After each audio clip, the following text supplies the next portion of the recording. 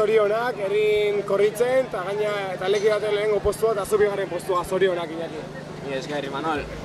Oso karrera gorra izan da beroagatik, eta... Bai, beroagatik bereziki, baina, bueno, taldeak ondo ematen jakin deu, eskapadan lau bat sartu geha, indartsunak izan geha, Josebak urrutitik jau, eta, bueno, Kristonek segizia bandu, eta ni bigarren eta lortet esprinea. Bai, azkenen kontrola emateko karrerakoa ez da oso zaila izan, eskapatu zatenetik kajakok jende gehiago zidaten, eta zemuz eman dezuek karrera.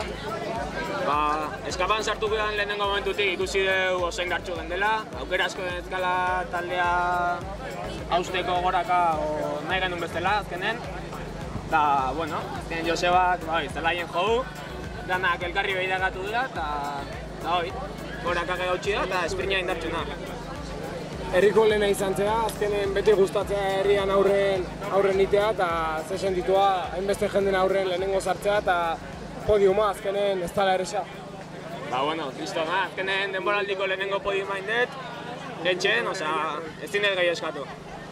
Bueno, bakizu ez dala zaila, entrenamendu asko eman baia, sumaitirresetan aurren egoteko, eta prozesu luze bat izan da, podium bat diteko.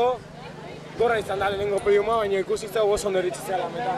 Bai, azken, baina hirugarren urtea afizionatu mailan, eta, bueno, ikusia lanan emaitzak gaiatzea jala, eta segitza.